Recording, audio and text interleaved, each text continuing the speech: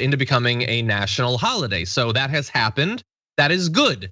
It is good to know your history. It is a reward for those who've been fighting for literally decades to have recognition for this. It's obviously not the end of a whole bunch of problems with America and racism and all that. And so anyone, whether it's a politician or a rando or a corporation who's like, oh good, we're done now. No, we're not. But that said, yeah, you should at least be able to do this. We should at least be able to say, good. That's a good thing, but not everyone can rise to even that low standard. So my garbage people are all the people along the way that are just so mad about the fact that it's become a holiday. And that starts with the 14 Republicans who voted against it in the House. Senate was unanimous, by the way. Even Ron Johnson, who blocked it a year ago, voted for it now. So you have 14 Republicans voting against it. And I just want to give credit to Parker Malloy, who used an app to combine all of their faces. And it does look like exactly the sort of person that would vote against Juneteenth. So thank you, Parker, for that. By the way, Trump supported it becoming a federal holiday. Trump would send out letters like celebrating it. Trump, the first year of his presidency, didn't acknowledge on the Holocaust Remembrance Day that Jewish individuals were killed. He still acknowledged Juneteenth, but these 14 Republicans were against it. But it's not just them, it's also people in media, like Tucker Carlson, who had to get in a snippy thing about it. Take a look at this video. Starting this Saturday, our country is getting a new Independence Day to supplant the old one, which people like Lori Lightfoot complained was racist. Not a single member of either party in the Senate opposed it. Republicans, in fact, co-sponsored the resolution. Happy that my bill to recognize Juneteenth as a national holiday just passed the Senate, wrote John Cornyn, a supposedly conservative senator from Texas. Lori Lightfoot is thrilled by this. Unlike John Cornyn, Lori Lightfoot understands the power of symbols. They're immensely important, that's why we have them. For Flag Day on Monday, a holiday designed to honor the American flag, speaking of symbols, Lori Lightfoot is flying something instead called the Pan-African flag. You're seeing a shot of it on your screen right now. It's now up in City Hall in Chicago. That and the Juneteenth flag. Okay, we kept the context in there just in case you thought there was some issue, some reason he's opposing Juneteenth becoming a holiday that's not just an outgrowth of racism. No, it's just the racism. He's not doing that thing where it's like, well, I'm worried there's too many holidays that Ron Johnson hid behind. No, he's just like, no, I hate all of this stuff. Yeah, so John Cornyn is now supposedly conservative because he supported Juneteenth becoming a holiday, which Donald Trump also did. That's all it takes to no longer be a conservative to Tucker Carlson. But it isn't just Tucker Carlson, it's others like Charlie Kirk, who had previously, under the Republicans, been in support of it becoming a holiday. Now that it's the Democrats, not so much. He says making Juneteenth the federal holiday isn't about emancipation of slaves. If it was, they would make September 22nd, Emancipation Proclamation Day, a federal holiday. This is about replacing July 4th, just like the 1619 Project is about replacing 1776. Conservatives must reject this. See, here's the thing about that assertion that it's replacing July 4th. It didn't. July 4th is still a holiday, you moron. He goes on to say, because he was tweeting a bunch about this, Lincoln knew America's founding was July 4th. He knew that the day our amazing nation made a step from ideal to reality. Juneteenth is an affront to the unity of July 4th. We now have 2 summer holidays, and one of them is based on race. Shame on the GOP for supporting this. We have 2 holidays in the summer. Summer is not the time for holidays. You can't have 2, obviously. But as pathetic as all that is, and he went on. We also have Candace Owens, who had this to say: Juneteenth is so lame. Democrats really need to stop trying to repackage segregation. I'll be celebrating July 4th and July 4th only. I'm American. So she's only supporting only July 4th. No Veterans Day, no Labor Day, no anything. There's one holiday, damn it. Well, I'll be celebrating July 4th. You know why? Because I like hot dogs. But I'm also gonna be celebrating Juneteenth. Jordan, that was a lot, I apologize. What are your thoughts? Yeah, I think you could do both. I mean, Juneteenth has been a holiday in Texas for decades. It passed unanimously in the Senate. Now, thanks to, again, our other garbage person, Ron Johnson, finally relinquishing his block on that becoming a holiday. And some of the justifications were, oh, it costs so much to have a new federal holiday. It'll cost so much money.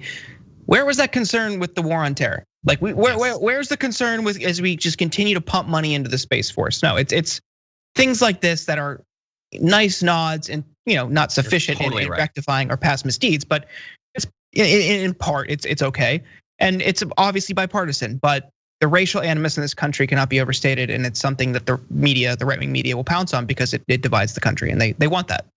You're totally right. You're totally right. So that's my garbage person. But what about you? Well, 18,000 of you voted for the community garbage person of the week. And here are the top 5. Coming in at number 5 this week is Lauren Boebert with 4% of the vote for competing with Marjorie Greene to be the most insane Republican. Hey, Ron Johnson is in there too. Number 4 at 6% of the vote is Greg Abbott for continuing to build Trump's failed border wall, now with donations. Number 3 of Kayleigh McEnany at 13% of the vote for claiming she never lied for Trump. Was that really this week? Jesus, a lot happens in a week. Number 2 at 21% of the vote is Laura Trump for telling border residents to get guns and be ready. And number 1, our garbage person, community garbage person of the week with 57% of the vote is Mitch McConnell for pledging to block future Biden Supreme Court nominees. I'll throw in also he wants to block the voting rights legislation. That is your garbage person. Thank you to all of you who voted. Really do appreciate that. And thank you also to Jordan. Jordan, you're the best. Thank you for joining us on the Damage Report. It's always great to have you here. Happy to be here. Thanks for having me. Thank you, everyone. You can check out Deep Dive on Twitch. Everyone should be subscribed on Twitch. But coming up right after this, we're about to go to break. We've got Indisputable with Dr. Rashad Ritchie. Now, if you're already watching on YouTube, that's great. Although you should head to youtube.com/indisputable_TYT. If you're on Twitch, you definitely should go to youtube.com/indisputable_TYT, subscribe there, and you'll be able to watch the entire run of Indisputable. It's gonna be awesome. I will be leading the first hour of the Young Turks later on today, the power panel with Cenk Uygur and Wozni Lambre. It's gonna be amazing. You're not gonna wanna miss it. Until then, stay safe out there, stay sane out there, and I'll see you soon.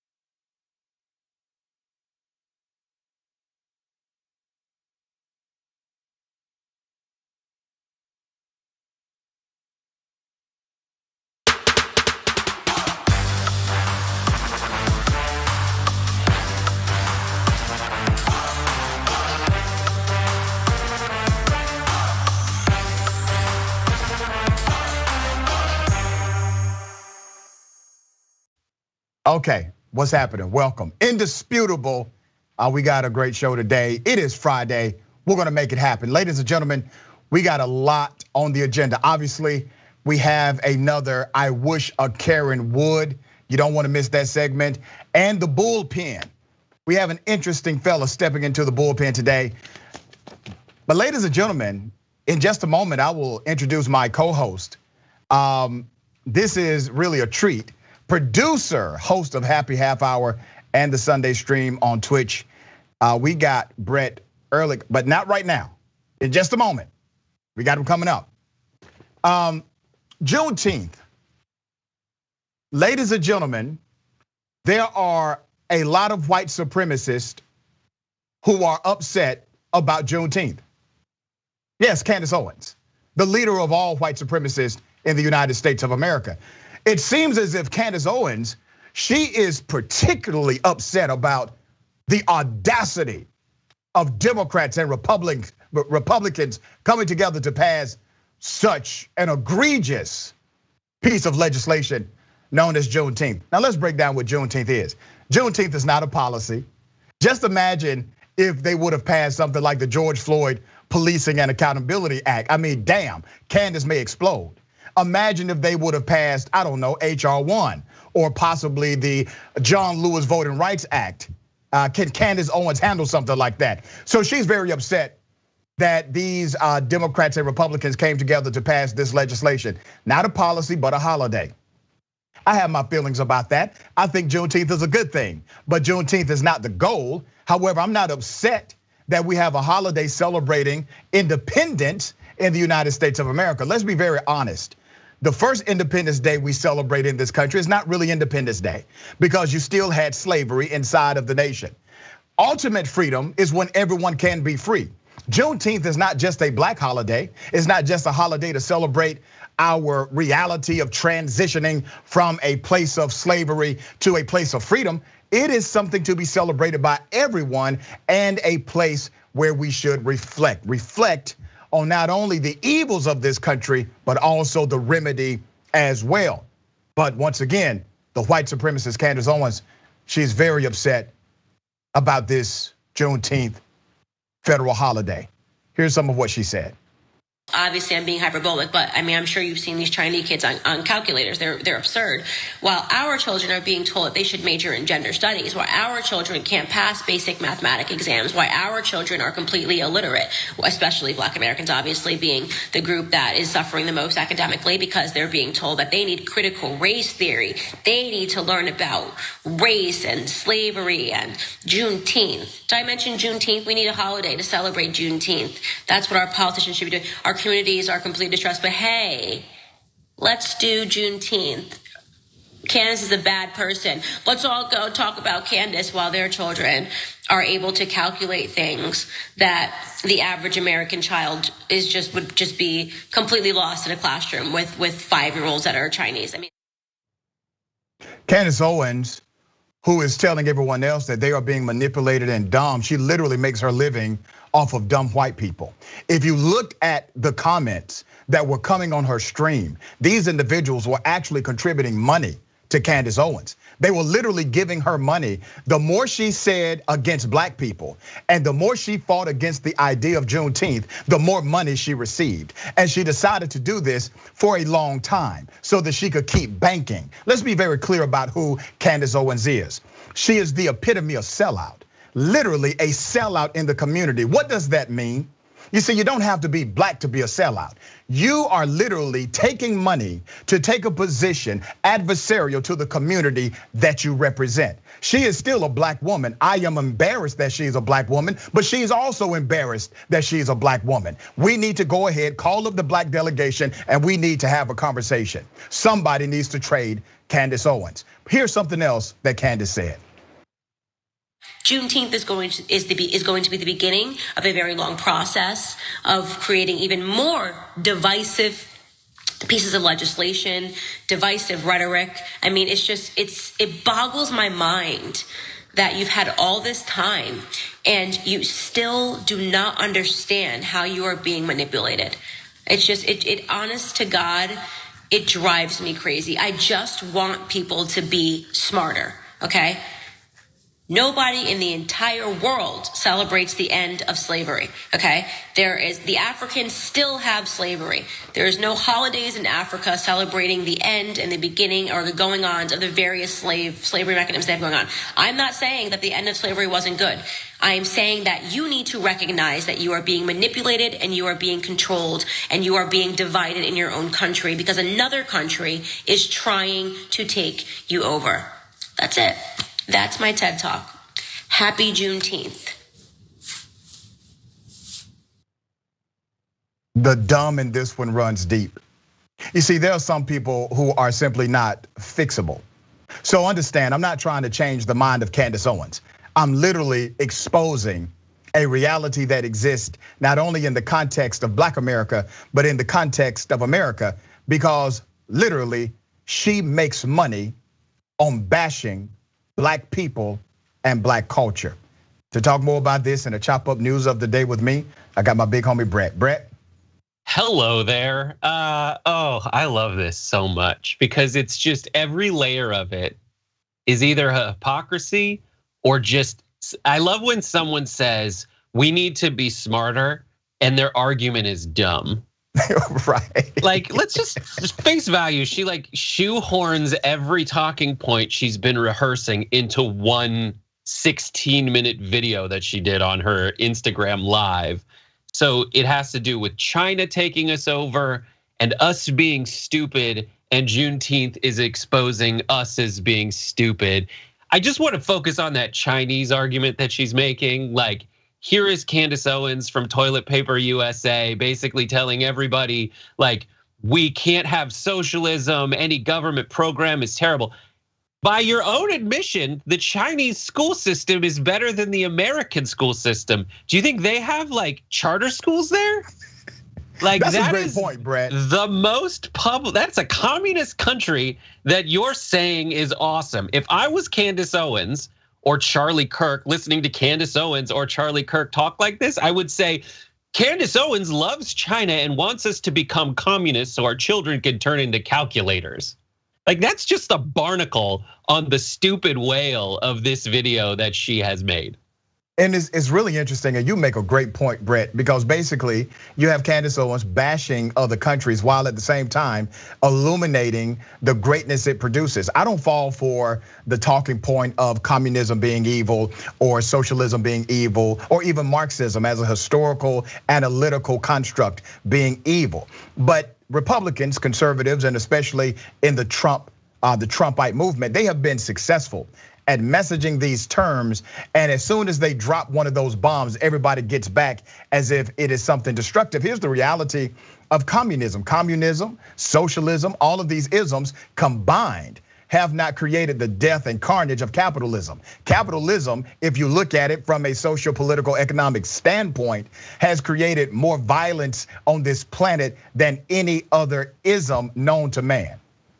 Right, I have a lot of thoughts on communism and whether it has ever happened, and it hasn't. Whether it can happen, and I don't think it can happen. I think socialism is a very like, let's talk about the here and now effects of what a social program can do. And on its basic level, like the police is a socialist program. So like, exactly, like she gets so far into it, but she doesn't want to. She doesn't want, you say socialism and that is not, when she says socialism, it is not a criticism of any policy in specific or as a whole. Socialism is like yelling the name of your favorite team to her. It just gets other people to go, yeah, buzzword, rah, I'm in.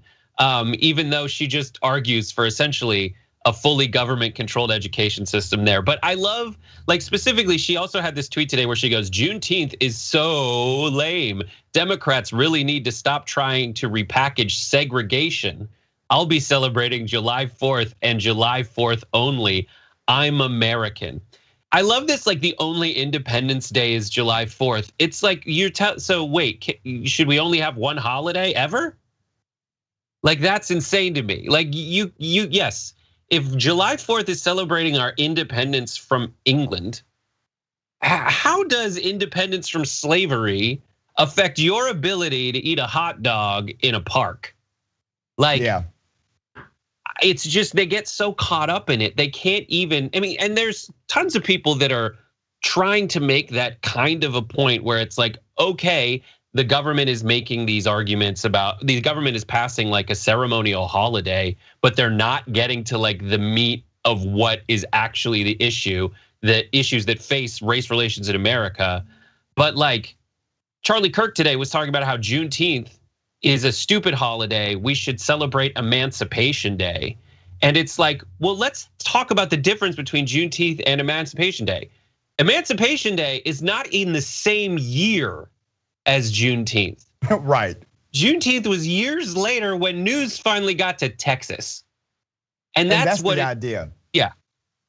That's the idea, right? The idea is not only did it take a while, 2 years to get to Texas, it was by intention. It was intentionally withheld from enslaved individuals in Texas and other places. But I do find it just really, really ironic that you have a Candace Owens who continues to spew hate and negativity, specifically about Black culture, while at the same time celebrating the most abhorrent and the most extreme elements of white culture as if it is something to be accepted, such as white nationalism. She's okay with that. White supremacy, she's nodded and winked at that. Donald Trump, she supports that, but she's critical of everything Black, all right? Okay, we got more stuff. Really, really interesting. Bodycam footage, retired NYPD officer at January 6th insurrection. On Thursday, the Justice Department released a new body cam footage. It was horrible. After CNN and other outlets have spent months requesting access to the videos used in court against the January 6th defendants. The footage released yesterday was used in the case against Thomas Webster, a former Marine and retired NYPD officer who participated in the Capitol attack. This is the second public disclosure of new footage from the deadly January 6th insurrection, coming after a judge ordered prosecutors to release videos used in the Capitol riot court cases. Let's go to the CNN body camera breakdown. So this video came out today because CNN and other news outlets were pushing in court for the DOJ to release videos like these from the Capitol riot. You're seeing it right now. The guy who's going to come on your screen in the red jacket. Prosecutors say that he is Thomas Webster. He's a former Marine. He's a former NYPD cop. And this footage shows him attacking other cops on the other side of that line who were defending the Capitol. As you said, he was shown here wielding a pipe. That pipe was eventually wrestled away by the officer, but not before Webster, in the red here. You can see him throwing that cop to the ground. There are pictures of him grabbing at the officer's face. This is just one of the many brutal scenes from January 6th. And we're finally, even all these months later, starting to get a glimpse. Former cop, former Marine, current terrorist. That's who this is. He has been charged with several federal crimes, including assaulting police, unlawfully entering the Capitol grounds with a dangerous weapon, and civil disorder. He has pleaded not guilty on all of these charges. Now, here's what will not happen. You will not hear any criticism of this terrorist who attacked a cop from the right. You will not hear Republicans stand up and say they support individuals who are in uniform, police officers, because in this context, it does not fit their narrative. So please understand, when they tell you they are for the boys in blue, and I'm talking to any cop that may see this, they are not actually for you. They are for an ideology that stands up against what? Against freedom. Their ideology stands up against progress for Black and brown people when it comes to police reform. It is simply a political ideology that they're lifting up. They're not lifting you up. You are a pawn in their chess game. To every cop who sees this, you are a pawn in their game. Stop being that. Because if they actually stood up for you, they would have criticized aggressively this terrorist who attacked one of your colleagues at the United States Capitol. But I guarantee you, you won't hear a damn word from these Republicans because they don't care about you. Brett? What's most confusing to me is, well, it's confusing, but it's also very obvious. Like you'll see Tucker Carlson, Louis Gohmert, Matt Gaetz. They're all saying all these things in hearings and in front of the cameras. Like, why are we not seeing any video of January 6th? What are they hiding? And then you'll see a video, oh, the FBI's co-conspirators and their informants were there. They're talking about what? I think Tucker Carlson, there's 4 unidentified co-conspirators, or two individuals. And there's other people like Clyde and Ron Johnson who are saying these folks during the Capitol, I don't want to call it an insurrection, they acted like a tour group that were just kind of walking around having a nice time. They are asking, where's the footage? The reason they can't see it is because they're turning a blind eye to all of this stuff, which we're showing right now of the actual fights that broke out. And so they just want to keep having this nebulous conversation that they only give like little talking points to all their minions to feel like they have something to come back with if, God forbid, they're cornered into watching a video of what we all know happened. That doesn't mean that we're not still asking questions. This doesn't mean I'm not still asking questions about what happened on January 6th. I have more questions about this guy, who he was with, who he was around, where he's taking his cues from. But they only want you to ask like 2 questions. Those questions are okay about FBI and BS conspiracy theories. My question's about like who was talking to the Republican Congress people when this was going on and what were they doing? Those questions are off limits for them. See, I have a theory, and I think you hit it right on the nail on the head here. I believe the reason why the January 6th commission was a flat out no from Republicans, even though some of them said, maybe we'll consider it. I think eventually they got the knowledge. They were in receipt of the knowledge that some of their colleagues are wrapped up in this foolishness. And they in fact are connected to an insurrection against the United States government, a terrorist attack on the Capitol. And I don't think they want that to ever come out. Now, we see videos like this. You're gonna see more videos like this. This will not be a silo, a one-off. I think this will end up being the norm, that you will see scrimmages like this, and there will be a massaging of it by people like Tucker Carlson and others who will eventually claim that somebody was an undercover FBI agent and a co-conspirator, and that's why all of this happened in the first place, completely contrary to the truth. At this point, I'm willing to stand and say somebody like a Tucker Carlson and people that are in his vein, they're not reporters, they're not broadcasters, they're entertainers. That is all they are today, 100% entertainers. And that's their argument, by the way, when they get called out. Right. Their legal argument is that they're not news people. They want to play it both ways. They want to be the #1 name in sports, or but in the #1 name in news, but they're trying to play this off as a sport, like they're just sports commentators talking about the highlights of what they think was best for their team. And they want and with Tucker Carlson literally was called out in a court of law for misinformation and for essentially inspiring people to do things. And he says, "You're not supposed to take me seriously. I'm just an entertainer." They try to play it both ways. Yeah, and before we go to a break, I really hope cops get it together. Stop being used like this. Many of y'all know better. All right, you know these cats aren't really for you. You know these guys don't really have your back. But as long as you continue to allow them to control your narrative, if you don't embrace police reform, these are going to be your allies, individuals who will turn a blind eye to an actual terrorist attack. You don't want these guys as your terrorists because these Republicans ain't loyal. All right, we got more on the other side, Indisputable.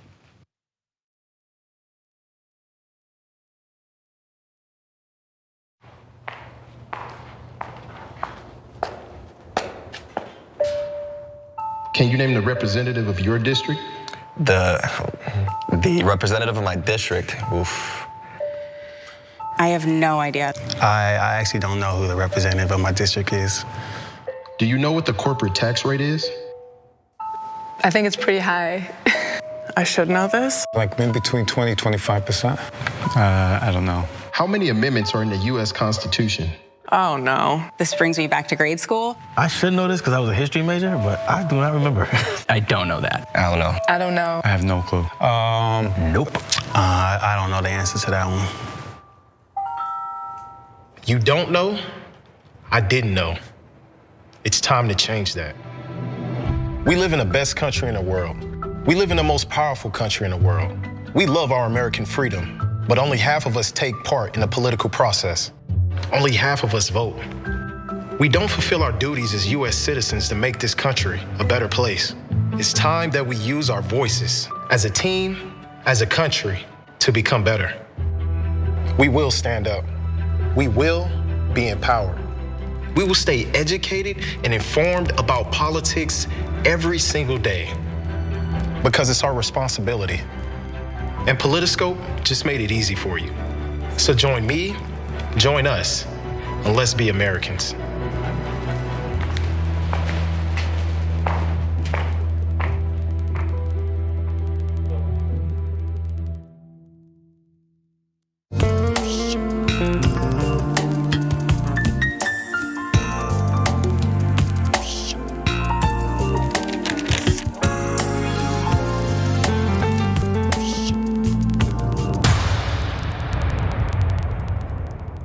How in the world are you going to get the right to vote if you don't already have the right to vote?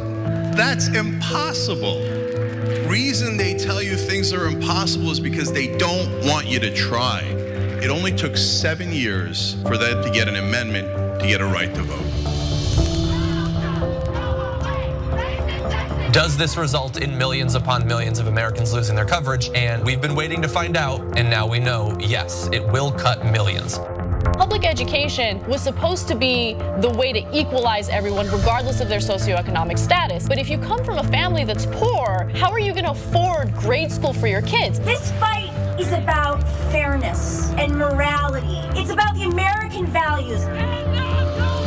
You think that black people all across the country, in every city, were all lying when they said the police abuse us and the police kill us when they should? No, of course they weren't lying. Yes, it does happen. Yes, they do get targeted more. Why are we going to put immigrants in prison for 5 years, which American taxpayers have to pay for, if we're so concerned with immigrants using up our so-called resources? We're gonna do both. We're gonna fight Trump and we're gonna fight the establishment. It's not that hard. Yes, you can do both at the same time. Go tell them.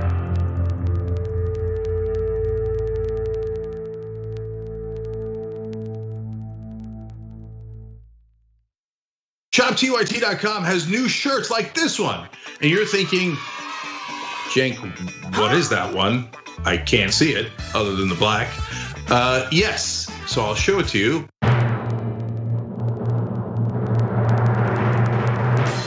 If you can read this, you're not practicing social distancing. Yes! Now, you were practicing social distancing. This is over video.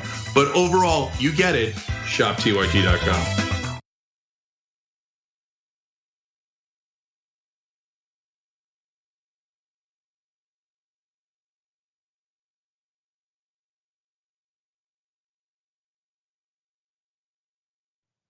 Welcome back to Indisputable. Let me read some of these viewer comments.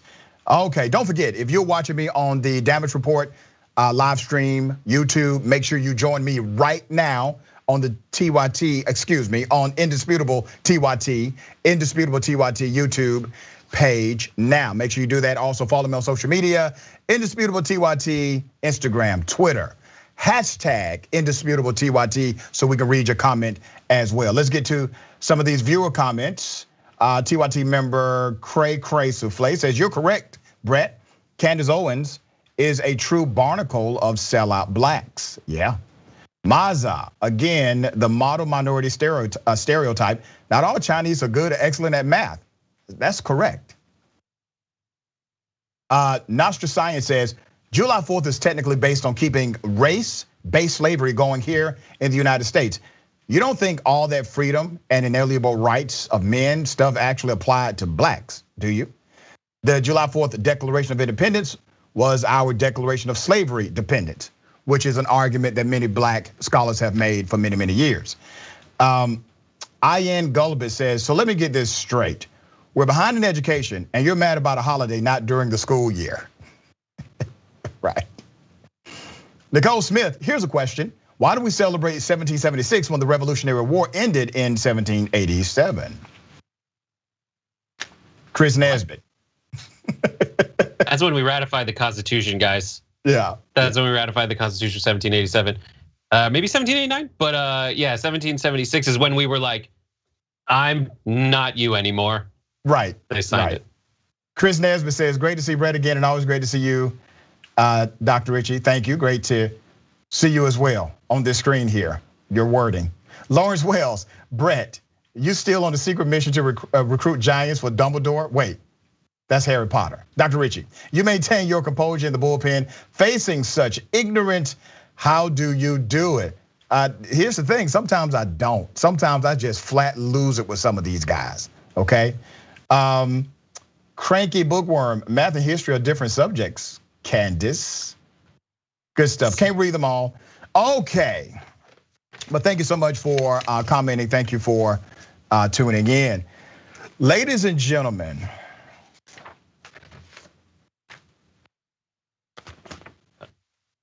this is interesting. You know, we go around the country making sure that we highlight all of the Karens of the world. It's just too many for one man to cover.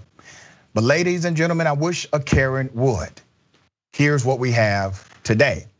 We will call this one Swimming Pool Karen. Swimming Pool Karen with her other Karens and at least one male Karen. And I know we called them something else. What do we call them, Brett? I feel like Karen. Ken and Keith are real close. Close, and then I heard Darren, somebody else maybe? call it a Chad. I don't know. I'm just going to stick to the male Karen, okay? So you had all of these Karens at a swimming pool, and there's this one in particular who was just really upset because two black women at the swimming pool had the audacity to show some love and affection. Now I want you to remember that this Karen started to curse, started to flip people off because she said the affection was just too egregious and that it should not be done publicly. But she was okay with cursing and flipping people off publicly at the same location. Here's part of that video. Shame. Because they're white. How is that? That's shame. Yeah, so she comes up, flips the bird, black women kissing, showing some affection. Now, let me say this. This Karen is obviously both racist and homophobic. If you are racist and homophobic, which typically they run together, by the way, a situation like this is really your personal hell. To come up against two black women kissing or holding hands or showing some level of affection, I mean, goodness, are we putting too much pressure on Karens of the world? Are we? Here's the other video. Do you guys have any children? Do you have any children? Good, because you'd be a terrible dad. You'd be a terrible dad. What is wrong with you? I have never met anybody like you guys. Lady, do the homework. Are you God? I have been more embarrassed in my life. I am a Jewish woman from New Jersey. You're disgusting.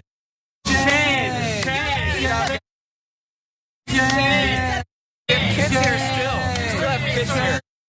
You're suburban. Suburban. I live in Oakland. Gentrified. Gentrified. Good one. You're a loser and a loser of the Kittleman is the other name for the mayor, Karen. I finally got it. The patrons at this hotel, one in particular yelling shame, shame, shame. Good for that fella. And remember, the Karen in question, she proclaims that she's a Jewish woman.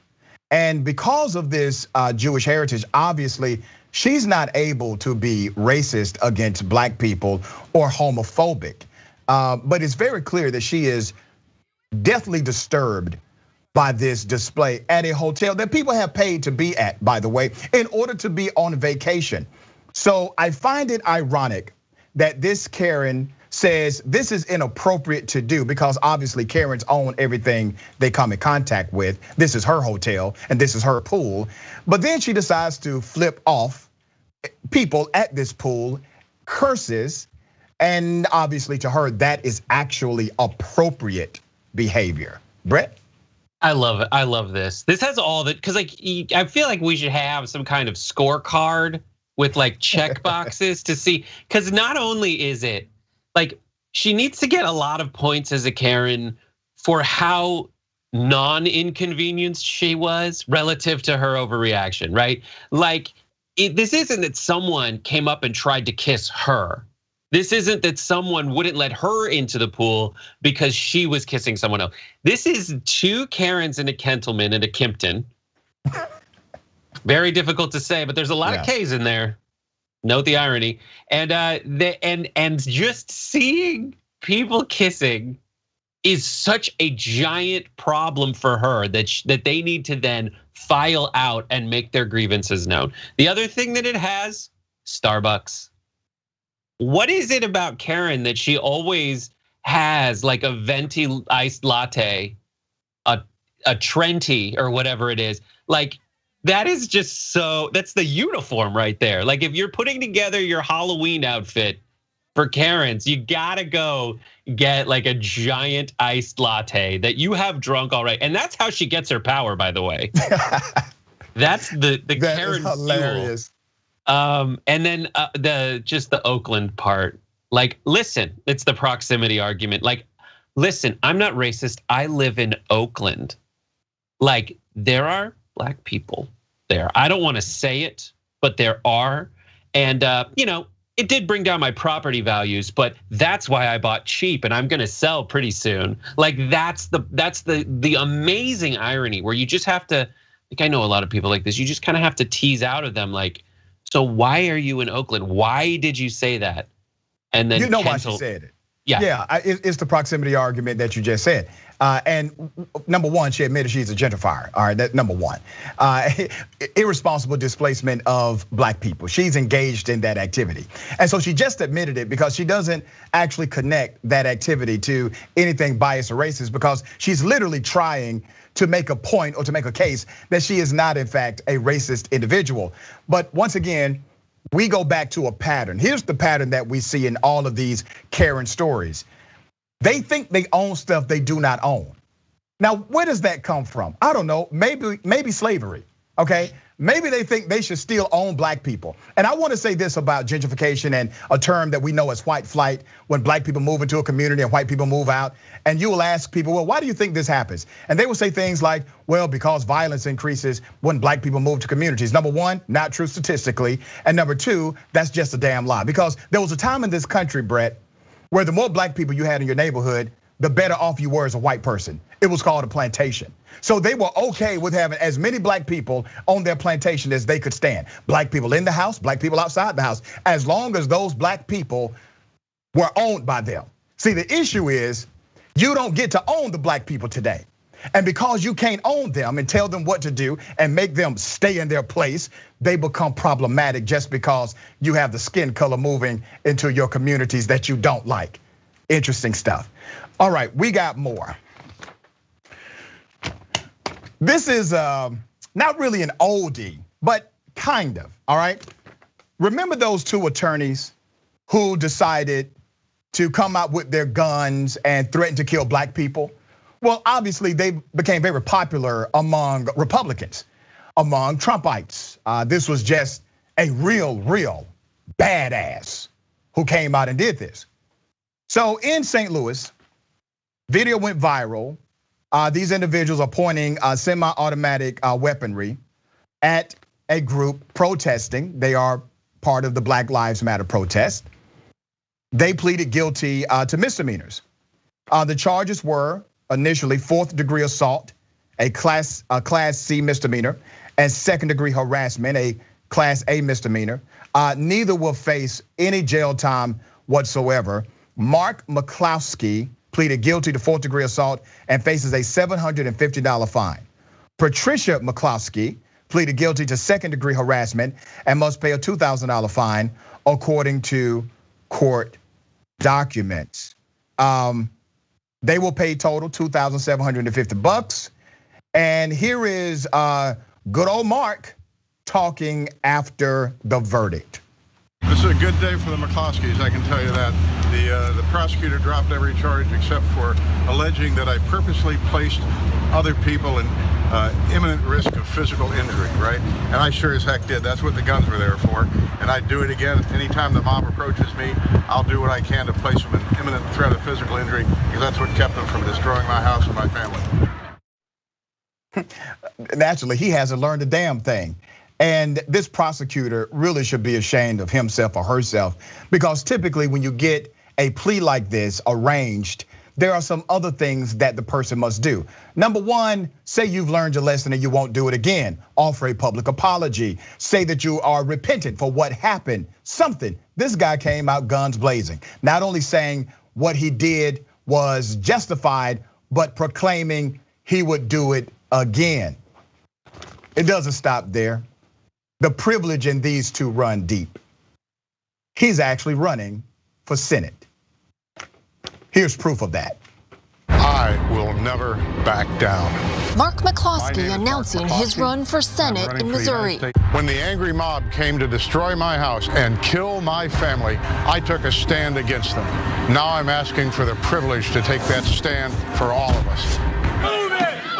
Fully embracing the gun brandishing moment that catapulted him into the national spotlight last summer. God came knocking on my door last summer, disguised as an angry mob, and it really did wake me up. Okay, I don't know exactly where to start, but let me start with this. He points a gun at peaceful protesters that did not try to attack him, really didn't even step on his property. He was charged with a crime, they were not. He ends up pleading guilty to a lesser offense because the system works for him. He pleads guilty to this lesser offense.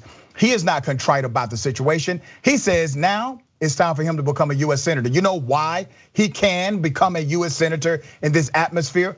Because he pointed a gun and said he would kill black people. That's why. And he is now popular inside of the Republican ranks. Let me make a bold prediction today. It is going to be tough to beat this guy in a Republican primary because of where the Republican Party is today. They are no longer the Republican Party. They are the party of Trump.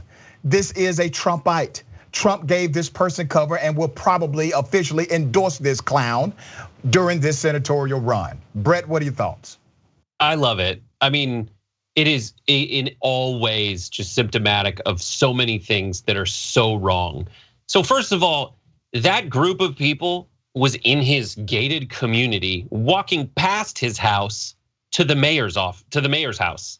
That's what they were doing. That is proven. They only engaged with this guy when he came out with a gun to point it at people.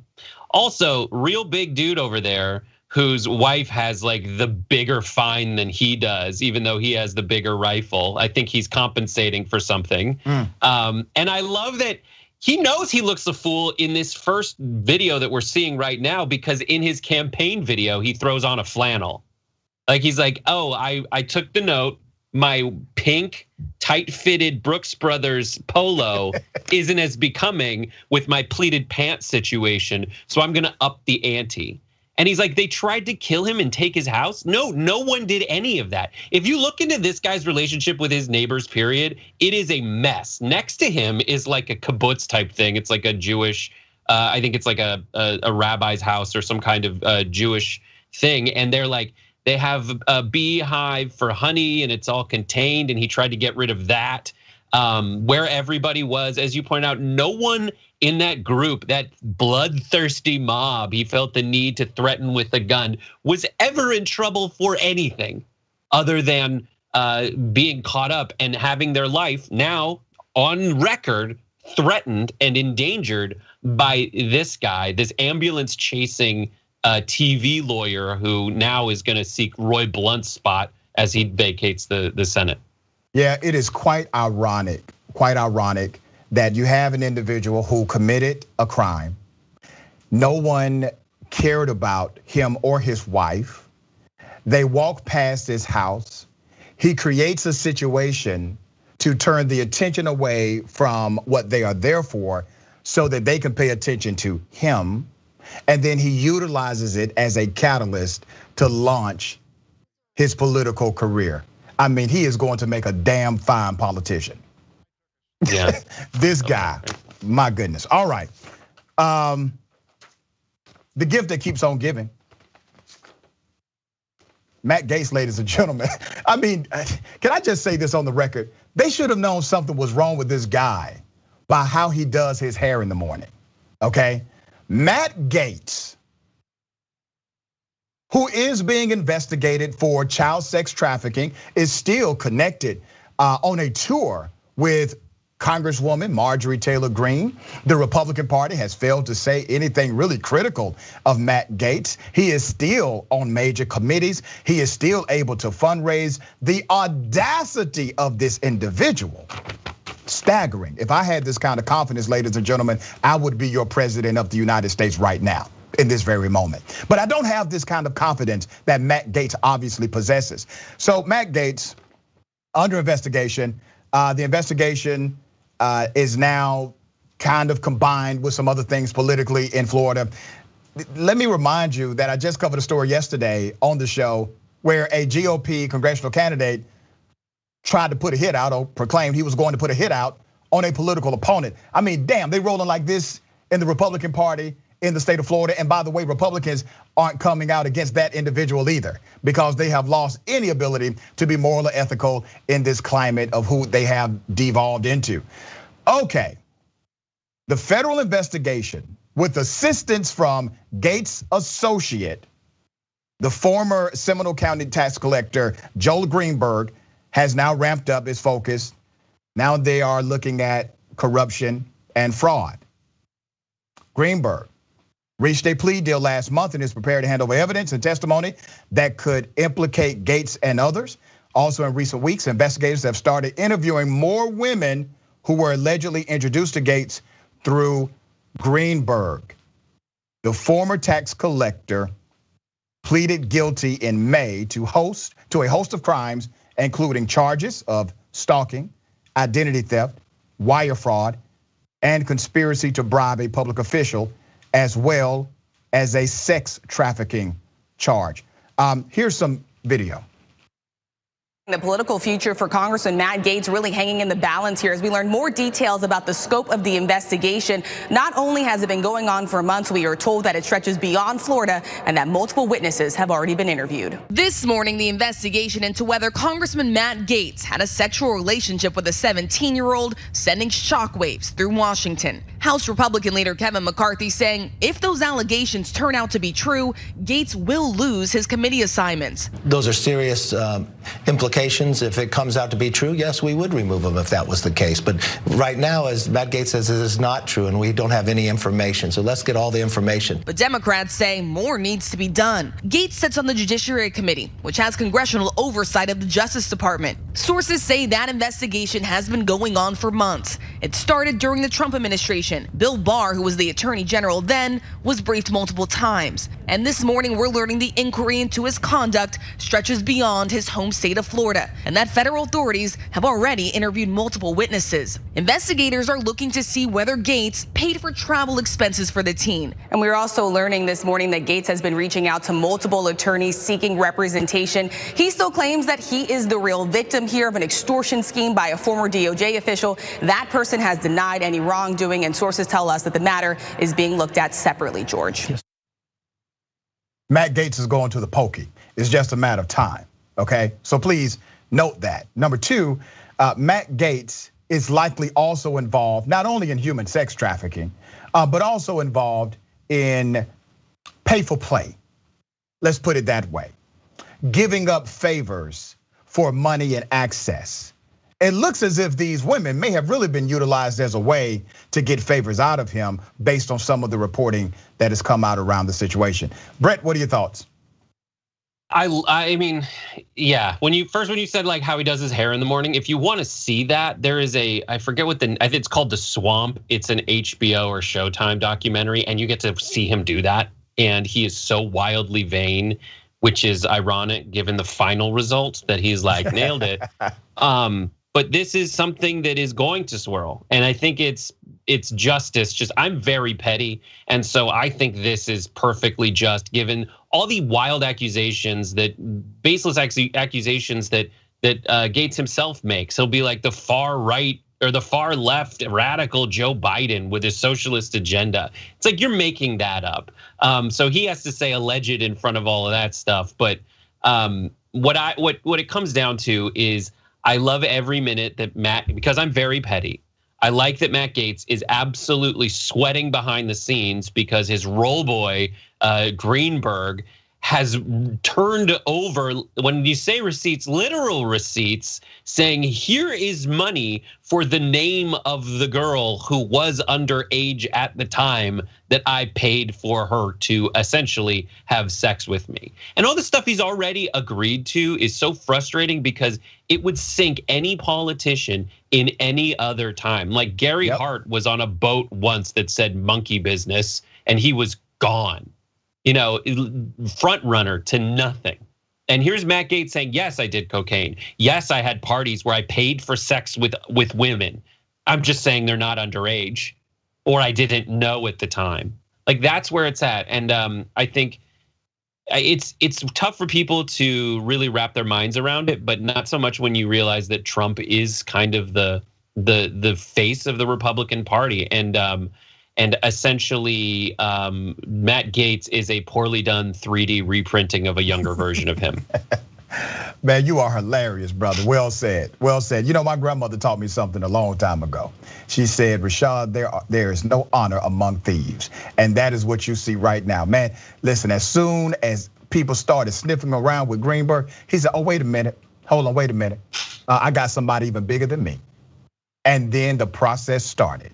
And Matt Gaetz is aware. He knew what it was already. That's why he tried to get a preemptive pardon. He was seeking a pardon from Donald Trump, even though he didn't know that there was an investigation into him for anything, right? He already knew his friend was snitching because he knew that if he was in the same situation, he'll snitch on his homie. That's why they're the same people. All right, Brett, it has been a pleasure, my brother, having you on Indisputable. Tell people how they can follow you, man. At Brett Erlich everywhere. Watch Happy Half Hour Wednesdays after the bonus episode on twitch.tv/TYT. That's 5:30 p.m. Pacific, 8:30 p.m. Eastern. And then Sundays at 3 p.m. Pacific, 6 p.m. Eastern. I do the Sunday stream at the same place. And I want to say this, man. People may not realize this. You are such a talented individual. You can do it all. Host, tell jokes, produce, edit, manage. An all-around good guy, man. I appreciate all you do for Indisputable and everybody at TYT. I appreciate you, thanks. Thank you, brother. All right, we got more on the other side, Indisputable.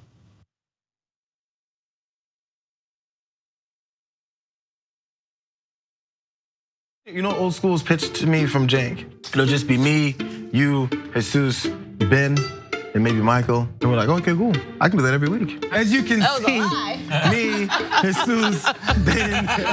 When you make the order, it says, don't exceed $20.01. So I'll just order literally anything to get it as close to that as I possibly can. I'm sorry that I ordered $45 worth of food and got an email saying, sir, would you like to rethink that? What are you talking about? I was in hell. I was just like, oh my God, the theater's empty, nobody's here. Everyone on screen keeps fucking cursing. Why did I let this happen? And the whole thing looks like it was shot through a glass of milk. My mom's gonna be so mad. If you're looking for a heart attack, the short way, baby. Wrong. I did put mayonnaise on it. I'm the most in shape, overweight person you'll find. That's right. He was like, why didn't you answer my call? I called you 39 times. Yuck. But what makes you stop right before 40? What makes you say, nah, man, I ain't doing that no more. I'm cool. And I called you back on the air. And I was like, okay, Kevin Smith, big shot. What the you said you'd come on and you didn't come on. I'm sure I took that very well. Yeah, you did. You called me back the next day and said, I thought it was 7 a.m. And there's now deep fake porn. I don't know if you guys have heard of this. I heard of it. I just had some in the car. I'll tell you who I'm not Ben Mankiewicz. Have you guys ever felt that? Not ever. And now it's just the three of us. This is the intimate hour. By the way, the last half hour of this, we're not even rolling. Fair enough. Hey, man. See, I watch movies. I'm done with both of you. Once Greg starts laughing, I can't stop. And I was just gonna ask you about getting high. Snoogans, Snoochie Boochies. And members, of course, you can get the whole damn thing. TYT.com, join and free trial. I'm old school with the old folks. Good. John, come back. Electric cars are awesome, but they aren't the best tool for every job. You can't park them on the edge of the sidewalk while you run into the store for a few things. On top of that, an electric car is just financially out of reach for many people. That's where Zoom electric scooters come in. When I say electric scooter, I'm talking about small motorcycles with space in front of you to put your feet. The Zoom scooter has a range of 60 miles, offers a smooth ride up to 40 miles per hour, and can be charged from any electrical outlet. Start saving on gas while reducing your carbon footprint. To find out more, go to tyt.com/Zoom. Enter the code TYT50 to get an additional discount. I'm Brett. I would like to refer to this segment as the Do I Still Have This Talent show. So I want to see if I can play harmonica without my hands.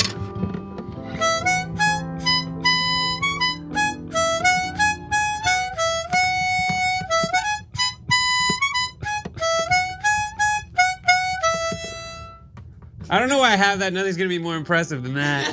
I can also spin a basketball on my finger. While drinking. I'm gonna spin a basketball on my finger while drinking apple juice. You can do this, dude. It's also flat. I don't know if that helps or hurts. And it seems to be somewhat wobbly. Ta-da!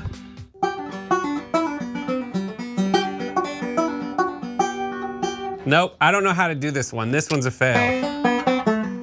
Nope. Oh God, I'm so mad. Our community faces a never-before-seen public health and economic crisis. Businesses are calling Levin Papantonio with their legal questions regarding COVID-19. You've asked and we've answered. If you're a business owner and have suffered financial loss or closure from COVID-19 and have questions regarding your insurance policy, call us for a free consultation. Some policies may provide coverage for lost profits and earnings. Stay safe, and together we'll get through this.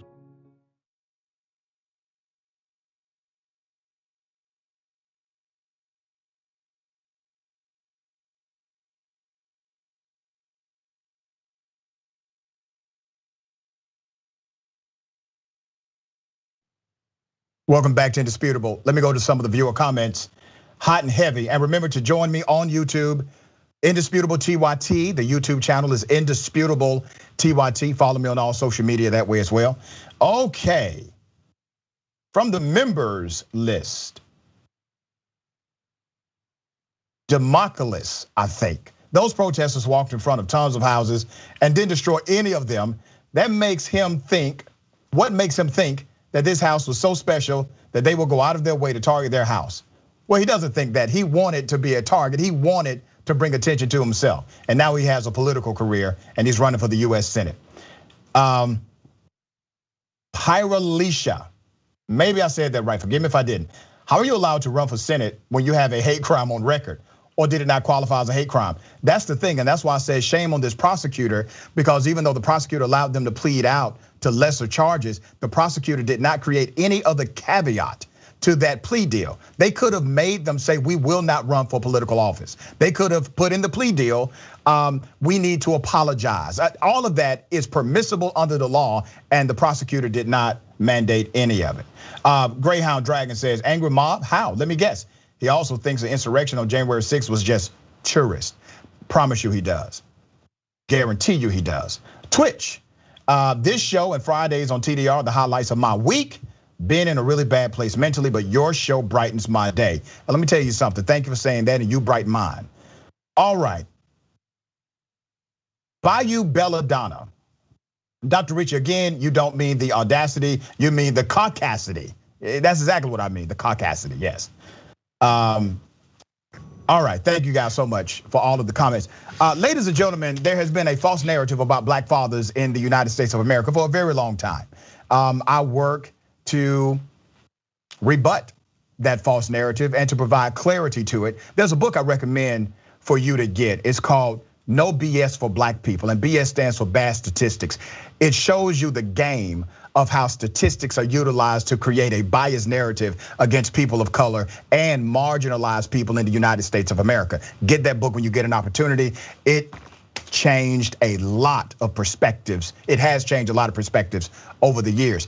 On the show, I have Chris Stewart. Chris Stewart is the co-host of the 8 Black Hands podcast and CEO of Bright Beam. Chris, thank you for being on the show. I'm so happy to be with you.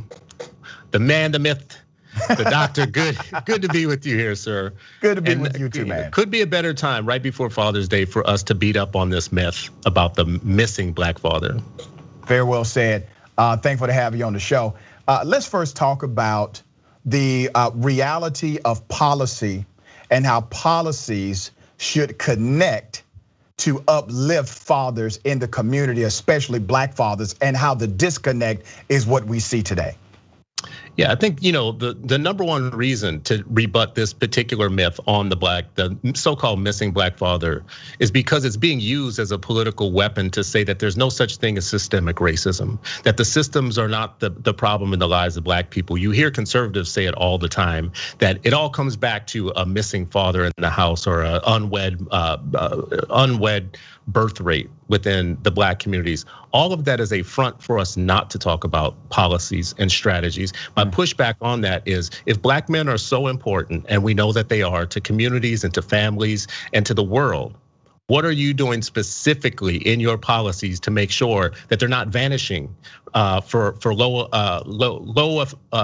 hanging fruit like nonviolent crimes? We went through 3 decades of locking up black men. There's 1.5 million black men that are missing just from the system, period. That should have been there, should have been in their communities and produced more than they're producing. What about the New York Times story that came out just 2 years ago that said even when black people are born into families of means with 2 parents, they are the fastest to fall out of the upper middle class of any group of people, right? There's systems and there are policies that we need to be talking about. If we care so much about black fathers in the lives of our kids, let's keep them in the house, keep them in their communities, and keep them strong. Very well said. There's a cause and effect relationship to all of this. So you can't get to this conclusion about black fathers and then say, well, and there's nothing we can do about it. It's their fault. When the truth is, there's always a policy connection. As you just said, you got over 1 million black fathers outside of the household because of an ecosystem of justice that is not justice for them.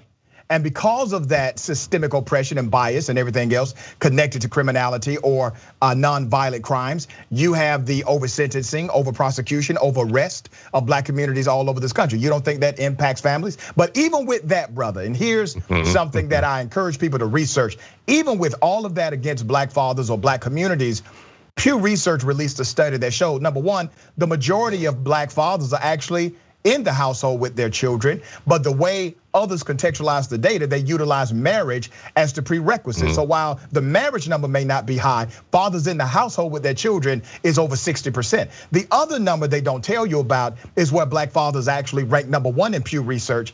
Black fathers rank number 1 in Pew Research for spending more quality time with their children than any other group in the United States of America. But I could not find one headline, brother, one headline that led with that narrative. That was on page 14 or 15 of the Pew Research study, but we lead in that arena and nobody talks about it. Isn't that something? I mean, number one, you have to question why it's a secret to most of America that the norm for black children is to be growing up with 2 parents.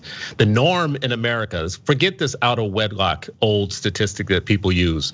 2.5 million black children are living in the house with a black father and a black mother. That's the majority. So the norm for black children is to be living in a household with both parents. Of the remaining black children who are not living in the same house, the majority of that next group still have the father in their life, right? That's right. So we are being characterized as overall and stereotyped by a small portion of our particular parents, the parents in the black community. There is a reason for that. There is a political utility to continually push this faulty narrative. The goal is to get us to stop thinking about policy, systems, systemic racism. We have children who are being suspended out of kindergarten. We have the book being thrown at people for the same crimes by race. If we care so much about black men and black fathers and black families, we will look at policy solutions and systemic solutions and stop pushing this voodoo math. These bad statistics is where you started to denounce black fatherhood. What you just said is proof positive that those that bring up the conversation are not genuine at reaching a remedy. And typically, it doesn't matter what race it is that says it. If they bring up the argument and they put all of the emphasis on what they have concluded, and they do not attempt to talk about policies that could provide solution, they're showing you their true hand. They're showing you their true colors, because they're not concerned about correcting the problem. They're simply concerned about dissuading you from looking at it from a policy context. Yeah, and this is what I'll say about it right now. We have to speak with these platforms. This is why I'm so grateful for you. People who have platforms who are leading us in the media are our best allies when they will tell the real narrative and tell the real story about these things. Right now, my social media feed is lighting up with black men across the country, black fathers who are sharing their hopes and their dreams. Their babies are graduating. They are at graduations. They are buying the first car for their kids. They're working multiple jobs. They're picking up extra shifts. They're doing everything that they possibly can for the babies in their lives, and they are invisible.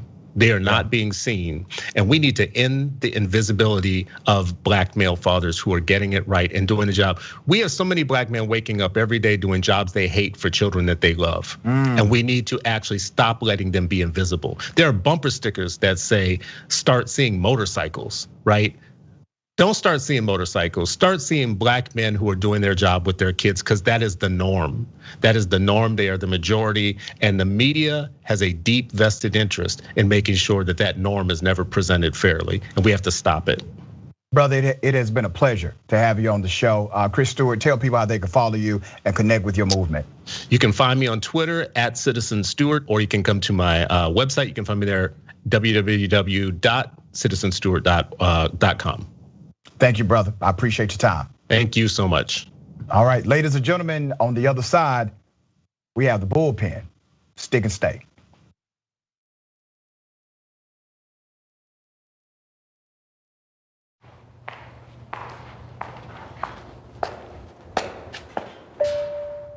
Can you name the representative of your district?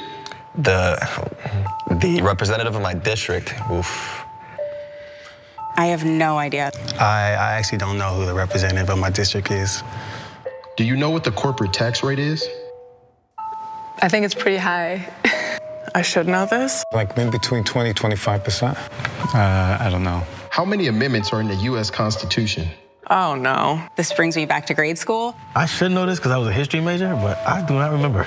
I don't know that. I don't know. I don't know. I have no clue. Nope. I don't know the answer to that one. You don't know? I didn't know. It's time to change that. We live in the best country in the world. We live in the most powerful country in the world. We love our American freedom, but only half of us take part in the political process. Only half of us vote. We don't fulfill our duties as US citizens to make this country a better place. It's time that we use our voices as a team, as a country, to become better. We will stand up. We will be empowered. We will stay educated and informed about politics every single day, because it's our responsibility. And Politiscope just made it easy for you.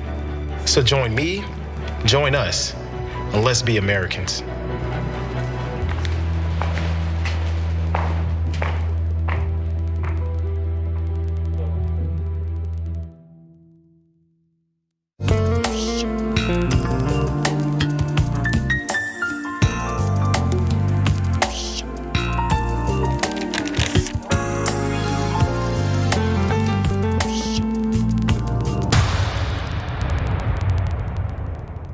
How in the world are you going to get the right to vote if you don't already have the right to vote? That's impossible. Reason they tell you things are impossible is because they don't want you to try. It only took 7 years for that to get an amendment to get a right to vote. Does this result in millions upon millions of Americans losing their coverage? And we've been waiting to find out, and now we know, yes, it will cut millions. Public education was supposed to be the way to equalize everyone regardless of their socioeconomic status. But if you come from a family that's poor, how are you going to afford grade school for your kids? This fight is about fairness and morality. It's about the American values. You think that black people all across the country, in every city, were all lying when they said the police abuse us and the police kill us when they should? No, of course they weren't lying. Yes, it does happen. Yes, they do get targeted more. Why are we going to put immigrants in prison for 5 years, which American taxpayers have to pay for, if we're so concerned with immigrants using up our so-called resources? We're gonna do both. We're gonna fight Trump and we're gonna fight the establishment. It is not that hard.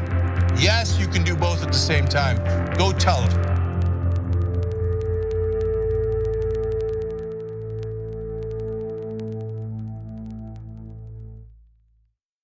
ShopTYT.com has new shirts like this one. And you're thinking, Cenk, what is that one? I can't see it other than the black. Yes, so I'll show it to you.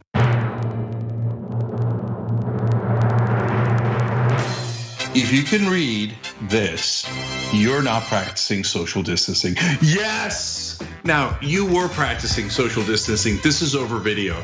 But overall, you get it. ShopTYT.com.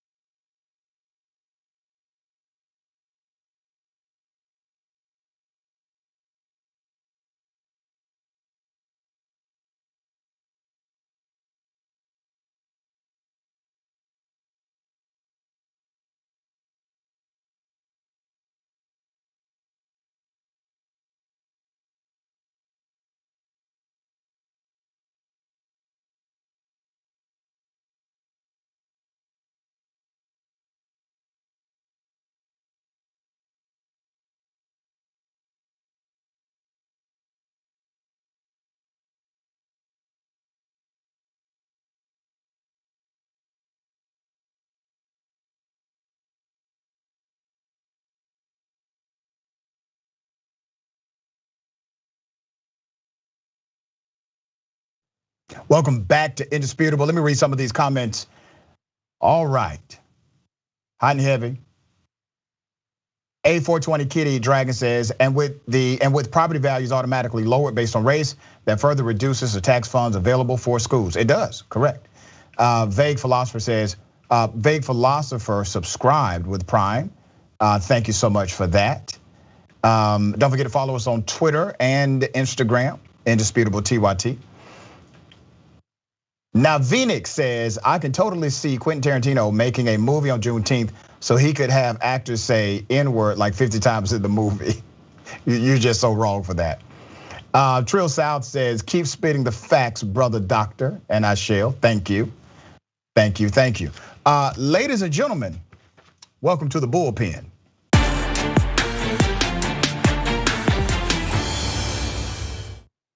In the Bullpen today, I have Christopher Neiweem, I think I said that correctly, Republican advisor, founder of American Veterans Policy Network, and founder of the Neiweem Group. Good day, sir, welcome. Thanks for having me, Dr. Rich, I appreciate it. Let's talk about police reform, specifically in the context of policy. Generally, are you for or against police reform? I would say I'm generally for police reform if it's going to be something that's going to make policing more efficient, more safe, and serve the societal value that it has. I think that's really the key question is what is the police reform and what is the goal of police reform? Where are we trying to go? What ideas do you have? So you say you're for it. You're actually with the majority of Americans. Roughly 95% of Americans are for police reform. 58% of Americans say that reform must be dramatic. 51% of Republicans are for some level of police reform. But here's the issue. We disagree on the details of what reform is. So anytime I hear someone say, yes, I'm for it. Well, tell me what you are actually for in the reform space as it relates to policing. Well, I think first we have to identify the problem, right? So I think that we would need to identify a problem. What is the problem that we are trying to solve in the context of police reform? And I think what's playing out now in America, it's very difficult to be a smart person. It's very difficult to be someone with experience who studied statistics and had practical experience in the space. So I have a former military police background, obviously a lot of contacts in law enforcement communities, but also a lot of contacts in advocacy communities and civil rights communities. So we need to figure out what is the problem we're trying to solve in the police reform context. Because I think if we don't have the problem, there's absolutely no purpose in going through all of the possible policy prescriptions to solve it. Brother, I'm sorry, man. I feel like you just said a whole lot of nothing. I want you to actually talk about a reform policy that you agree with. You've established on the show, you are for police reform. You established you want to make sure you're thoughtful about what it is. And I'm giving you an opportunity to say, here's what you believe in as far as reform is concerned. Sure, so I asked what the problem was, Dr. Ritchie. That's what I asked. I asked what the problem was. Once we identify the problem, we can figure out what we're reforming. I mean, obviously organized police forces started back in England and Europe. They've migrated to the US. We have organized police forces that follow laws and they have policies and they have there's different policing styles from enforcement to community. There's obviously urban communities, there's rural communities. There's a variety of different ways in which police activities have. And I presume we're talking about the high profile cases that are streamed through the news every day about particular individual cases. So I support body cameras on police officers. I support commissions to look at techniques and tactics that officers deal with, and also support community policing, which is having civic groups and local leaders meet with police leaders to identify what problems are happening in society and what they can be doing differently. So I think that helps the direction of the conversation if we know what the problem is in terms of what areas of policing we should be changing, if that makes sense. Yeah, so you just named some policies, and thank you for naming some policies. Do you know what you just described, brother? Do you know what you just listed? I just listed some ideas about police reform in the context of policing and still a search for the biggest problems we don't discuss. All right, so you broke up a little bit at the end, but I got the gist of what you're saying. What you just listed, everything you just said is actually inside of the George Floyd Policing and Accountability Act of 2020. However, that act is universally disagreed upon by those on the right. So let's talk about that act in specific. What parts of the George Floyd Policing and Accountability Act do you disagree with? So I think one of the challenges with major legislative pushes is most members of Congress get very little input into that bill. I mean, leadership drafts a lot of those bills. So if you're an individual member, it's at least in the US House, you get very little input to actually amend that bill, whether it's in a committee or before it goes to the floor. So I think my first issue with the legislation is it greatly inputs each individual member of the US House's ability to actually put their input into the bill, number one. I think so. There's a lot of material in bills. Obviously, there's a variety of amendments and content. Glancing through the bill, reading the summary, reading some of the provisions, part of my concern about the bill is really kind of twofold. One, it's very easy to block a bill, especially a major bill in the Senate, where then nothing gets done and we get nothing. So we don't have any kind of compromise and we end up with no particular product. There are some things, for example, banning of techniques. I think we have to be careful in that space because banning techniques, what are the other causal effects? Looking at police incidents, outcomes. It's very difficult, and if you interview anyone with law enforcement experience, I have some, you're gonna get these completely broad and departed views from experiences in the practical reality. So let me ask you this, because you did take me to a particular part of the bill. The bill would ban chokeholds. Good thing or bad thing? Do you need a chokehold in order to perform policing? You could. Okay, so let's be very clear. Chokeholds are, the majority of police precincts actually already ban chokeholds, number one, which proves that statistically, you don't need it in order to operate or perform your duties as a law enforcement officer. So why would you be against the use of chokeholds? You gotta remember, man, you're a former law enforcement guy. Cops have combat training. They have multiple non-lethal devices, weaponry. They also have training to de-escalate an aggressive situation. So they have all of this training. You mean to tell me that they can only perform their job, their duties, if they're able to choke somebody out in a chokehold that has been deemed against policy by the majority of precincts around the country? I think if you're following the rules of force and the broad police training, I think that the idea that you would need that would be extremely limited.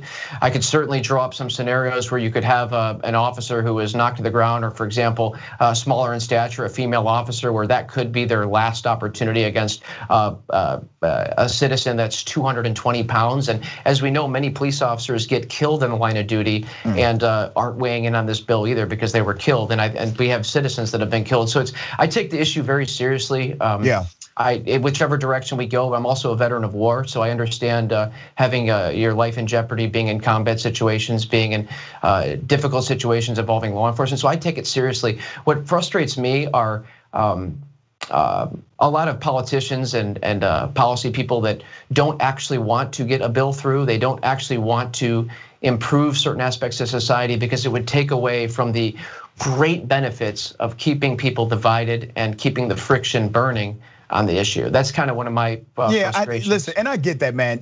Everybody who's a politician to some degree will play politics. I do make a distinction between a politician and a public servant. So, right, a lot of politicians will play politics with these various bills. Let me be very clear about my stance. I don't care why they promote a certain bill. I don't care why they vote the way they vote. That's between them and God. I don't care if they are authentically connected to the bill or not. I do care about how they vote on the bill. That's between me and them. Their motive behind it, we can debate that in another conversation. But the bill itself, I want you to focus on the policy. The policy itself says we're gonna ban no-knock warrants. We're going to ban these chokeholds. We're going to increase and encourage community policing, things that you agree with, and you still have this universal no from people who are on your side of the political equation. I don't get that, brother. If you can sit here in a conversation with me and say, Doc, these are things that I'm actually for, right? Why aren't Republicans pushing legislation to promote these reform policies? If I had to guess, I would say they don't want to get trapped. And what I mean by that is we're looking at different So they playing politics then? Of course they're playing politics. I mean, well, let me ask you this. I think it's germane to the discussion. Are you familiar with the Breathe Act, the legislative proposal, the Breathe Act? Somewhat, yes. Okay, the Breathe Act is a bill, and it's a mega bill. There's many provisions in it that was produced by Black Lives Matter Global Network. The more formal organization produced some legislative prescriptions that has not been introduced, at least in this Congress. I don't think it was introduced. It was a blueprint in the last Congress. And there is a wide sweeping series of proposals in there. But among those are things that are fairly radical, abolishing federal law enforcement, things of that nature. And those are only part of the provision. So that's sort of a mega bill. But what does that bill, brother, that's not even part of the mainstream conversation in politics, period, what does that bill have to do with the George Floyd Act? Sure, it's actually very part of the conversation, Dr. Ritchie. It's actually very part of the conversation. Well, these are policy prescriptions that have been promoted by members in the Democrat Party that they want to see. A minority of members of the Democratic Party. Okay, it hasn't made it into this bill, but there are many different provisions in there. They might not want to get. It's a take-off process. That doesn't work on this show, brother. So number one, the bill. Well, how about this, Dr. Ritchie? How about this? How about this? Wait a minute. The bill that you're talking about is considered to be extreme, even by the standards of many liberals, progressives, et cetera, inside of the Democratic Party. It has not been adopted into the mainstream. One bill does not have anything to do with the other. The George Floyd Policing Act is a good bill based on policy. When you break down the policy, 88% of Republicans actually agree with the policies that are in the bill. It's kind of like Obamacare, where over 80% of Republicans agree with Obamacare until you told them it was Obamacare. That number jumped down to 22%. So once again, you have a very similar instance even here. I don't have unlimited time with you. I do want to get your comments and your inquiry on the record about qualified immunity. Qualified immunity basically creates a protection between the behavior of law enforcement and any type of liability beyond that behavior. Do you agree with qualified immunity, or should there be some common sense reform to limit or eliminate that barrier of qualified immunity with police officers? I think there should be some reform there. When I hear common sense, I kind of roll my eyes because it's just so difficult to figure out what that is these days. But I think there should be some limits to it. There should be some accountabilities and for outlandish comment. But we have to look at what the scope of that, because we also, if we had every single police officer in court with the millions and millions of interactions and traffic stops that where there's not any kind of a violent incident or any kind of an incident, we wouldn't be able to have any kind of functioning whatsoever. So I would support some of that in a limited capacity. All right, let me push this on you. Now I'll let you respond. I know you got to follow up, but let me say this to you. I'm glad that you're open to the conversation. That actually means something, okay? Qualified immunity, the origin of qualified immunity came from southern states, and it was endorsed by Dixiecrats at the time. And it basically said, we are going to create a protection between law enforcement and civil rights activists because we don't want them to be sued for them bashing in the head of these black children.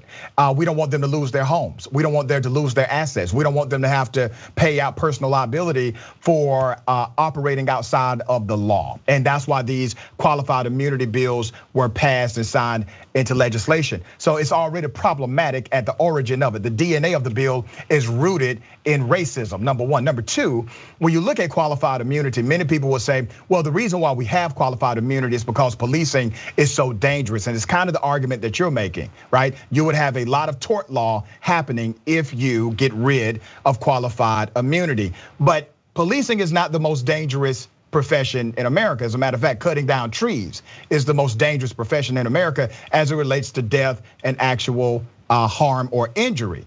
Being a convenience store worker is more dangerous. Being a taxi cab driver is statistically more dangerous than being a police officer. So you can't use that argument to justify the constitutional intrusion. And then thirdly, as it relates to qualified immunity, if a police officer is operating within the boundaries of the law, they are immune anyway from prosecution or civil liability. It's only when they operate outside of that rule or outside of that protocol would then they be personally liable for the constitutional violation or the criminality or the criminal act against the individual. Why is that a problem, brother? Because medical doctors have a higher standard of care, psychiatrists have a higher standard of care, and then police officers have a lower standard of care when interacting with the community. That makes no sense to me. Well, I mentioned that I'd be open to some amendments to qualified immunity. I mean, there's a lot to unpack there. Did you know that currently 60% of police officers don't wear body cameras? I mean, yeah, as a matter of fact, brother, that's why the George Floyd Policing and Accountability Act should be promoted. If you have a problem with the fact that all cops don't have on body cameras, well, let's get some legislation on the books that mandates it. It mandates it for federal, but it also provides a way to take away money from police agencies that do not operate in best practices. That's a good thing if you have a problem with the fact that they don't all have body cameras. I do. I mean, one of the clients I've had the opportunity to work with is the second largest body camera company in the world, and they've got contracts. And see, look at that. You'll get, brother, and you'll get paid, brother. Look, you win in both ways. If you get everybody mandated with body cameras, not only do we win as black, brown, and marginalized people in America, but you win with your own personal business. Well, of course, but here's the point, though. Why hasn't that get done? And we also have the Democrats have taken control of the government. I mean, I guess that's my question: is these key items that they could do haven't been done. And my other issue. Let me remind you. Wait a minute. Let me remind you. 94% of Democrats in leadership are actually for universal use of body cams. Over 80% of Republicans are still against it. I think the problem was with your party, sir. You need to talk to your fellow Republicans as to why they are uniformly against the idea of having body cams for everyone. Sure. Well, that's a conversation that's going on. I mean, I think there's other issues. There's also in this entire conversation, there's certain variables that are game-changing variables or keystone variables that change a whole host of things in this reform. That if I were sitting in Congress, which I'm not, that I would be looking at and discussing. I mean, for me, when I look at these particular incidents, and there's a lot of baseline things here I don't think we're discussing today. I think it would be very beneficial if we did. I mean, I look at things, I sit back and I try to listen to learn, not to listen to respond. And when I look at statistics, and when I look at health and human services, and I look at homeless issues, and when I look at statistics of having African Americans today, 12% of the population of being half of the homeless population, I think that is a major problem. And no one addresses that problem, and policymakers don't address that problem. And then when you have societal issues that rise, I don't necessarily think that the people working on the legislation in Congress want to get it done, because there's such a benefit now, and there's such a business in keeping the entire world divided on actual reforms. And as you know, the Constitution is written in a way, essentially in the Senate, it's very difficult to get a major bill through. It's very easy for one senator to hold it up. So sure. The challenge here is there's so many different things we could be discussing. And Brother Christopher, I got to bring you back, man. I'm coming to the end of the show, but I want to say thank you. Number one, I agree with you on the policy issue as it relates to homelessness, something that I've been fighting for many years. And truthfully, you know, this comes down to local government. A lot of that comes down to what the local government is doing to address that policy. Federal government can be a partner in that, but the local government has to be the catalyst and the leader as it relates to getting that problem under control. I want to bring you back, man, because I do believe people like you may save some of the Republican Party, because you make a whole lot of sense on some stuff. Now, there's plenty of stuff I completely disagree with you on, right? But you actually are open to a policy conversation and a policy discussion about what Americans care about. They care about policy, they care about homelessness, they care about police reform, and you're not totally cut off to that conversation. So I want to say thank you for joining me on Indisputable. Thanks for having me. Absolutely. All right, ladies and gentlemen, I want you to have a great weekend. Remember 3 things. Be good to yourself, be good to each other, be good to the planet.